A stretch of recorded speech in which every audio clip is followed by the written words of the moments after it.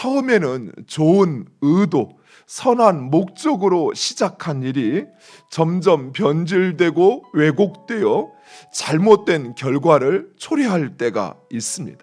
사랑하는 성도 여러분, 우리가 처음 그 일, 오직 주를 위해서 주님께 받은 사랑과 은혜가 너무나도 감사해서 주를 위해서 내가 할 수 있는 것이 무엇이든 내가 그것을 하겠다고 했던 우리의 그 의도와 목적을 잃어버리지 마시기를 축원드립니다. 욥과 그 욥의 친구들의 논쟁의 핵심은 바로 이것입니다. 욥의 친구들은 자신들이 알고 있는 규범적 지혜를 전부라고 생각했습니다. 이 규범적 지혜라는 것은 당시 욥의 시대에는 자신들의 경험으로 알고 있는 삶의 질서와 기준이라고 할 수 있습니다. 물론 이후에는 이제 율법과 같이 주어진 말씀을 통해서 규범적 지혜가 만들어지지만 아직 욥 시대에는 이런 율법이 주어지지 않았기에 그래서 자신의 경험을 통해서 사람들의 경험을 통해서 깨닫게 되어진 그 지혜를 규범적 지혜라고 합니다. 대표적으로 인과응보의 원리가 그렇습니다. 그래서 이 규범적 지혜에 따르면 욥의 고난은 응당 그 죄에 대한 하나님의 심판이었던 것이에요. 당시 사람들의 지식과 지혜로는 욥이 고난당하는 이유를 다른 무엇으로도 설명할 수 없었습니다. 오직 그가 죄를 범했기에 하나님의 진노를 사서 그 어려움을 당한다 그리 생각했던 것입니다. 그런데 욥은 이러한 규범적 지혜를 초월하는 반성적 지혜를 이야기하고 있는 것입니다.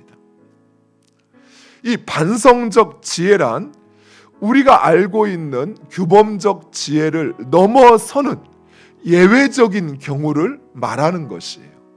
예를 들어서 예수님이 이 땅에 오실 당시에 사람들은 예수님이 베들레헴에 오실 거라는, 또 더더욱 그 목수의 아들로 오실 거라는 것을 어느 누구도 생각하지 않았습니다. 왜냐하면 메시아는 하나님께서 이 땅에 보내신 구원자이시기에 그의 합당한 모습으로 오실 거라 생각을 했어요. 이것이 경험에 의한 규범적 지혜죠. 그러나 하나님은 그 규범적 지혜를 초월하시어 예수님을 이 땅에 보내신 것입니다.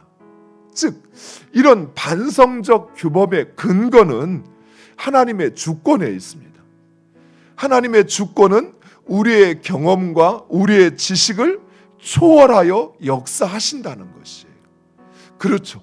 사랑하는 성도 여러분, 하나님이 이전에 이렇게 이 방식으로 하나님께서 이렇게 응답하시고 이렇게 일하셨어요. 그러니까 하나님은 앞으로도 이렇게 일할 거다라고 생각하는 것은 규범적 지혜예요.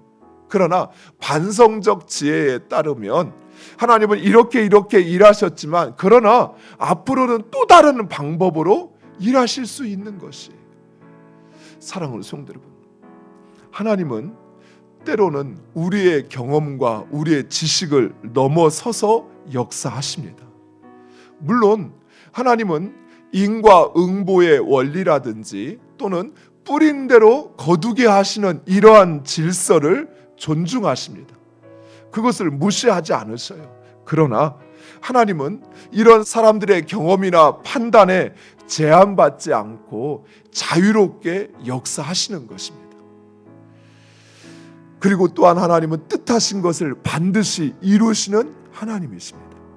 즉 우리의 생각에는 그렇게 되면 이미 끝난 것 같아, 더 이상의 소망이 없어, 그렇게 해가지고는 안 돼 라고 판단이 되더라도 하나님은 하나님의 뜻을 어떻게든 반드시 이루신다는 것입니다.